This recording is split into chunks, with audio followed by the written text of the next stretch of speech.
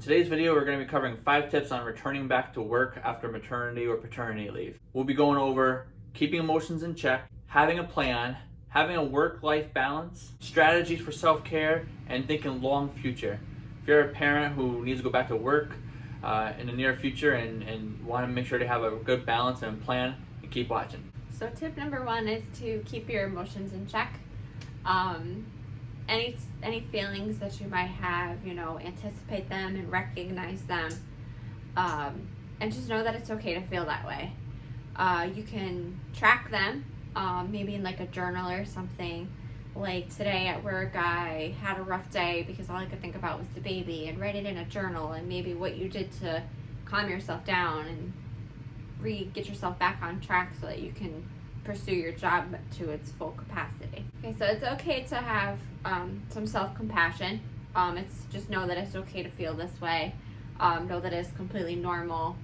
For example, today was my first day back, and all day long all I could think about was like I was feeling this guilt, and that's all I could think about, and I felt really bad about it. So I just kind of recognized what I was feeling and kind of like told myself it's okay to feel this way because this is normal. You spend 3, 4, 5 months with them before you have to go back to work, and then you feel like, okay, well, this is normal. I had all this time with them, and now I don't feel the same way anymore. And then by keeping yourself in check and knowing that it's okay to feel that way, it's easier for you to get on with your day. Like, find a support group. There's plenty of support groups on Facebook that are like that help like moms in your situation or dads in your situation. My first day back, I felt this, and then find a support group that you can talk to other people, maybe form friendships with, and talk about how you feel and get different tips on what they did to get out of that feeling and what you did to get out of that feeling, and just kind of come together and just get through it together. Tip number 2 is to have a plan. Number 1, you want to make sure you have a plan for feeding. You want to have a plan for babysitting. You want to make sure you have a plan for home care or anything like that ahead of time. You also want to make sure that you also have like a balance to have playtime with them, and when you get home from work, that you set aside some time to be able to play with them and be with them, and because it's really important to not let work get in the way from some of those things. There's also things like life responsibilities. Casey has to go to school Mondays and Wednesdays during the semester, so gotta have a plan in place of like babysitting for that. Gotta have a plan for how we're going to work, how you're going to work into like the homework and the classes, as well as myself going to work and her going to work on the weekends. And you just gotta make sure you write this all stuff out. You want to make sure that what we do is every week we talk over how we're going to get things done. Every month we figure out how any changes that need to be made, things like that.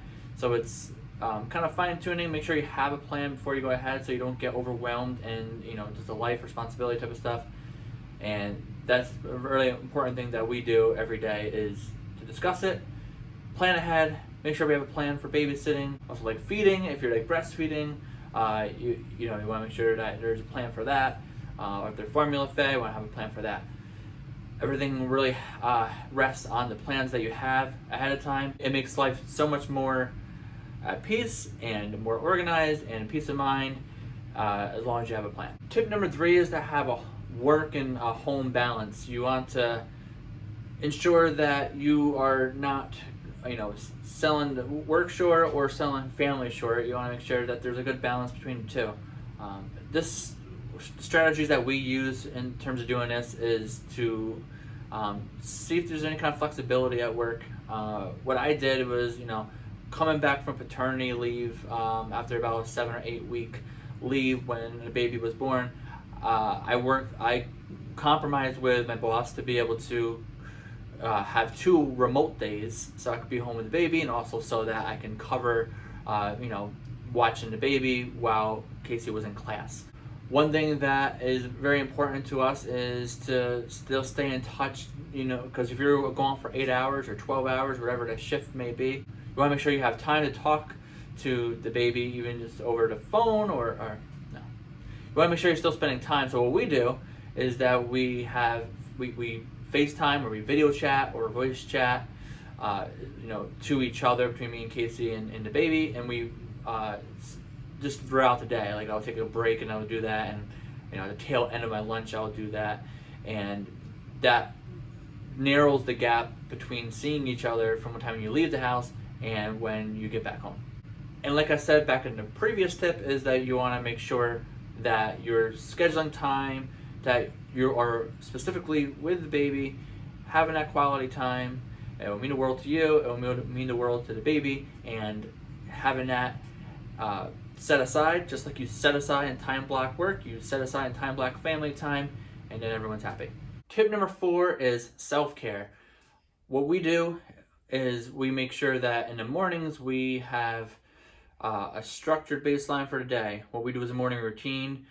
We always do yoga in the morning. We will take a walk in the morning, get outside. What I do is I meditate, I do affirmations, but whatever works, is as long as you have something that you're going to stay disciplined with. If you have the discipline in the beginning of the day to do what you need to do to kind of work on yourself and your self-care, that's going to translate into things that you have to do later on in the day with life responsibilities, whether it be work, whether it be family, whether it be the baby. It sets the tone for the entire day when you get up in the morning, which is why morning routines are so popular that you see all the time. The one caveat to this is you want to make sure that you start this, if you haven't already started it. You don't want to start this like morning routine at the exact same time that you go back to work. You want to do this a couple of weeks ahead of time, so therefore the baby won't have a lot to adjust. The baby would already have a good sense of what's going on in the home and how things are going throughout the day. And then when you leave for work, they're already used to how the day started and how the day ends. It's also important because you want to make sure that the adjustment for you and the baby is not too much all they handle at once. Going back to work is one thing, but also developing a new routine in the mornings or the evenings or midday, whatever it may be. It may be overwhelming to have too many changes at once. So focus one at a time, maybe 1 or 2 weeks beforehand. You get the routines in place for home management, for self-care, and those kind of things. So that way, when you go back to work, it makes the transition much more smooth. So tip number 5 is to think long term.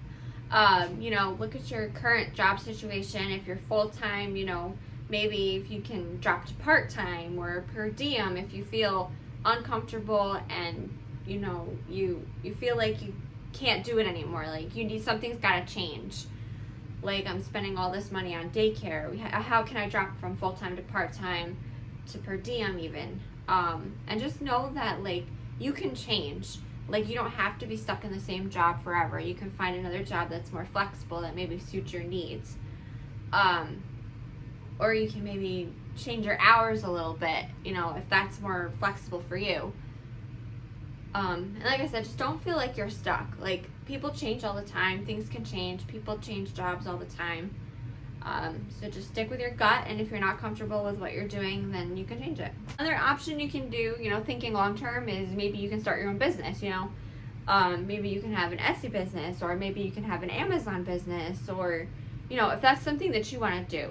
I mean, everybody's situation is different, but if you feel like you're entrepreneur minded, then think entrepreneur like. In building your own business, you can buy back some of your time, and spend more time with your baby if that's what you want to do.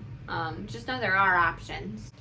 So that wraps it up for this week. If you guys liked the video, put a like on it, subscribe to our channel, and next week's video we're going to be talking about how to calm a baby. Bye guys!